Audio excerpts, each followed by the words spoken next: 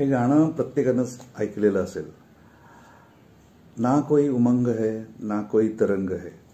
या गाण्याला 6 मात्राचा दादरा धा तित तित ता दिन दिन असा न वापरता राहुल देव बर्मन यांनी वेगळा प्रयोग केलेला आहे.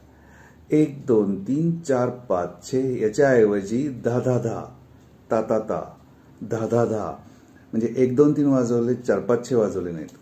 आणि तर असा प्रयोग का केला? कारण मेरी जिंदगी क्या एक कटी पतंग है.